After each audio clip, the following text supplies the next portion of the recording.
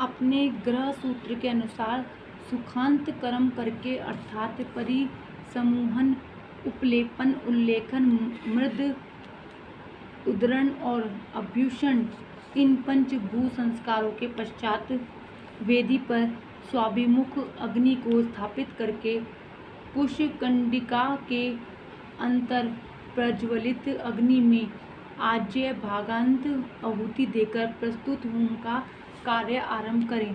कपिला गाय के घी से 11, 101 अथवा 1001 आहुतियाँ स्वयं ही दें अथवा विद्वान पुरुषों शिव भक्त ब्राह्मणों से 108 आहुतियाँ दिलाएं। होम कर्म समाप्त होने पर गुरु को दक्षिणा के रूप में एक गाय और बैल देने चाहिए। ईशान आदि के प्रतीक रूप जिन 5 ब्राह्मणों का वर्णन किया गया हो, इनको ईशान आदि का स्वरूप ही समझे तथा आचार्य को सांब सदाशिव का स्वरूप माने। इसी भावना के साथ उन सबके चरण धोएं और उनके चरणों तक से अपने मस्तक को सींचे। ऐसा करने से वह साधक अगणित तीर्थों में तत्काल स्नान करने का फल प्राप्त कर लेता है। उन ब्राह्मणों को भक्तिपूर्वक दशांश अन्न देना चाहिए। गुरु पत्नी को पराशक्ति मानकर उनका भी पूजन करें। ईशान आदि क्रम से उन सभी ब्राह्मणों का उत्तम अन्न से पूजन करके अपने वैभव विस्तार के अनुसार रुद्राक्ष, वस्त्र, बड़ा और पुआ आदि अर्पित करें। तदंतर दिक्पाल आदि को बलि देकर ब्राह्मणों को भरपूर भोजन कराएं। इसके बाद देवेश्वर शिव से प्रार्थना करके अपना जप प्राप्त करें। इस प्रकार पुरस्चरण करके मनुष्य उस मंत्र को सिद्ध कर लेता है। फिर 5 लाख जप करने से समस्त पापों का नाश हो जाता है।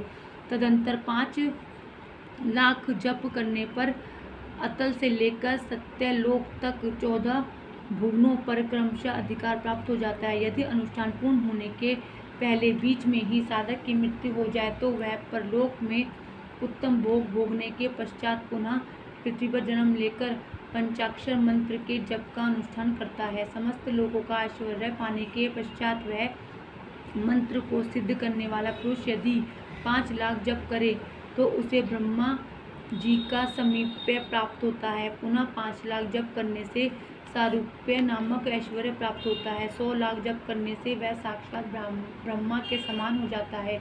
इस तरह कार्य ब्रह्म का सायुज्य प्राप्त करके वह उस ब्रह्मा का प्रलय होने तक उस लोक में यथेष्ट भोग भोगता है। फिर दूसरे कल्प का आरंभ होने पर वह ब्रह्मा जी का पुत्र होता है। उस समय फिर तपस्या करके दिव्य तेज से प्रकाशित हो वह क्रमशः मुक्त हो जाता है। पृथ्वी आदि कार्य स्वरूप भूतों द्वारा पाताल से लेकर सत्यलोक प्रयत्न ब्रह्मा जी के 14 लोक क्रमशः निमित्त हुए हैं।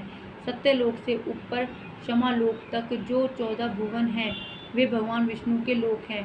क्षमालोक से ऊपर शुचिलोक पर्यंत 28 भुवन स्थित हैं। शुचिलोक के अंतर्गत कैलाश से प्राणियों का संहार करने वाले रुद्रदेव विराजमान हैं। शुचिलोक से ऊपर अहिंसा लोक पर्यंत 56 भुवनों की स्थिति है। अहिंसा लोक का आश्रय लेकर जो ज्ञान कैलाश नामक नगर शोभा पाता है उसमें कार्यभूत महेश्वर सबको अदृश्य करके रहते हैं। अहिंसा लोक के अंत में कालचक्र की स्थिति है। यहाँ तक महेश्वर के विराट स्वरूप का वर्णन किया गया है। वहीं तक लोगों का तिरोधान अथवा लय होता है। उससे नीचे कर्मों का भोग है और उससे ऊपर ज्ञान का भोग। उसके नीचे कर्म माया है और उसके ऊपर ज्ञान माया। माँ का अर्थ है लक्ष्मी। उससे कर्म भोग यात प्राप्त होता है, इसलिए वह माया अथवा कर्म माया कहलाती है। इसी तरह माँ अर्थात लक्ष्मी से ज्ञान भोग यात अर्थात प्राप्त होता है, इसलिए उसे माया या ज्ञान माया कहा गया है। उपयुक्त सीमा से नीचे नश्वर भोग है और ऊपर नित्य भोग। उससे नीचे ही तिरोधान अथवा लय है, ऊपर नहीं। वहाँ से नीचे की कर्म में पाशों द्वारा बंधन होता है, ऊपर बंधन का सदा अभाव है। इससे नीचे ही जीव सकाम कर्मों का अनुसरण करते हुए विभिन्न लोगों को और योनियों में जाकर चक्कर काटते हुए उससे ऊपर के लोकों में निष्काम कर्म का ही भोग बताया गया है। बिंदु पूजा में तत्पर रहने वाले उपासक वहाँ से नीचे के लोकों में ही घूमते हैं। उसके ऊपर तो निष्काम भाव से शिवलिंग की पूजा करने वाले उपासक ही जाते हैं, जो एकमात्र शिव की ही उपासना में तत्पर है। वे उससे ऊपर के लोकों में जाते हैं। वहाँ से नीचे जीव कोटि है और ऊपर ईश्वर कोटि। नीचे संसारी जीव रहते हैं और ऊपर मुक्त पुरुष। नीचे कर्मलोक है और ऊपर ज्ञानलोक। ऊपर मद और अहंकार का नाश करने वाली नम्रता है। वहाँ जन्म जनित तिरोधान नहीं है।